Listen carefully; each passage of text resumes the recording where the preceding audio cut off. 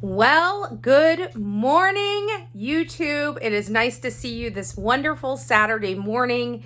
Many of you guys know at this moment in time, we would be usually doing our coffee club live. However, this morning, as you see, I am cozy in office number 2, and I'm actually taking some time out today for myself. We're going to be doing a live today, but it's not going to be the early morning live this Saturday morning. I've had a lot on my plate this week and figured maybe a little bit of downtime would be really good for me this morning. So that's what I'm going to do.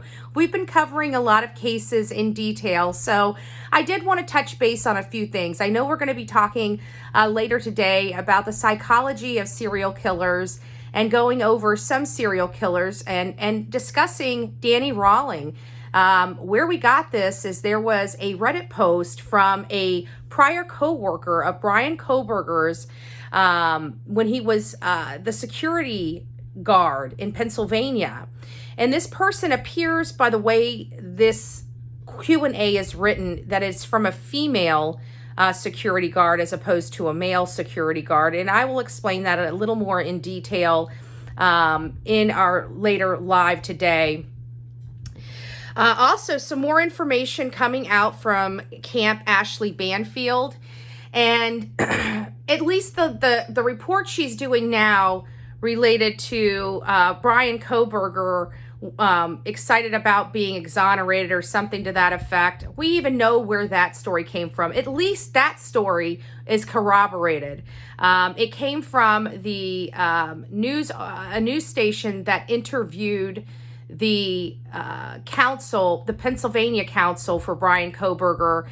He talked online about how he was, when he was representing Bryan was foregoing an extradition hearing because he was just going to turn himself over to Idaho because he was very eager to have himself exonerated. So that came from a story that came out weeks and weeks ago. So at least Ashleigh Banfield, even though it's another anonymous source, it really isn't an anonymous source. What it is she's going through news articles and just finding things to talk about.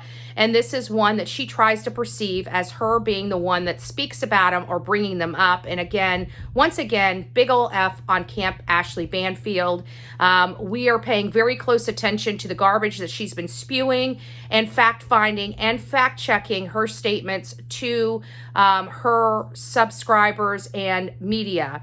What I don't like about her is she is a very dangerous reporter in that she's on a much higher platform than many other people. So when she's deceptive, other news organizations are duped. They start running the articles because it's coming from Ashleigh Banfield or coming from News Nation, and they expect them to do their due diligence, which we know they are not. This one is more truthful than all the other ones that she has put out.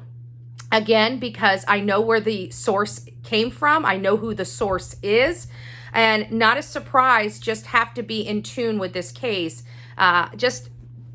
It's times like this that I realize that even somebody like Ashleigh Banfield is not above these low type of stories that have anonymous sources that are taken out of context and that she drives home for clicks and views. But we get off that. Talking about Alec Murdaugh, another case that we've been covering. We've been watching his trial on my channel for weeks.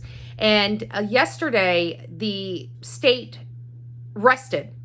But they didn't rest without having just a rock star of the very last witness that they brought to trial and put on the witness stand. He was a SLED agent that and somebody that does a lot with the experts, and he was able to consolidate a beautiful timeline, incorporating all of the expert witnesses into this timeline. And man, was that damaging to the Murdaugh defense team. It really identified that there was no time for anybody else to have committed these crimes other than Alec Murdaugh. Alec Murdaugh's claims that he was never at the kennel, the slight slowdown and speed up exactly at the spot where they found Maggie's phone. It solidified his actual time of drive from his property to the Alameda property. If you don't know what Alameda property is, it's where his parents' home is and where he went that night for an alibi. It also shows as he's exiting the property that he stops at a wooded area for a few moments. I think they equated it about 2 minutes that he had stopped. He also drove home very, very fast at the top speeds, reaching 80 miles an hour, yet it took him 2 minutes longer to get home than it did to arrive at Alameda. He was only home for 20 seconds, or only at the kennels for 20 seconds prior to calling 911. It really just did kind of put the nail in the coffin for Alec Murdaugh. And one of the testimonies the day before yesterday was also powerful from one of the agents, which basically said that when they were interviewing Alec Murdaugh, they asked him if Curtis Eddie Smith, if you guys don't know who Curtis Eddie Smith, he is the one that was in that foiled unalive plot between him and Alec Murdaugh. But he was asked, did Eddie have anything to do with the murders at Moselle? That's the property where his wife Maggie and his son Paul were killed in almost an execution style manner. He said, no, he didn't. He denied Curtis Eddie Smith ever being involved with the Moselle hit. So, how would he know? Lots has been going on this week. There's not a lot of stuff coming out of the Idaho 4 and why Ashleigh Banfield is beating dead horses and making up stories based upon uncorroborated social media posts. But here we have, again, the last article she put out was fact-checked by my channel, and it is the more legit reporting she has done in the last couple weeks. Again, the anonymous source is Bryan Kohberger's PA attorney, which went on a news station. Again, all these attorneys and witnesses are under gag order, so it's not any new information that has come out. But it was taken from another news organization that did an interview with Bryan Kohberger's PA attorney that was representing him when he got arrested in Pennsylvania. So we have we did our fact finding on that allegation, that particular source. Her story that she just came out is true. Old news, but true. Finally, right? Finally, corroborated information from Camp Ashleigh Banfield.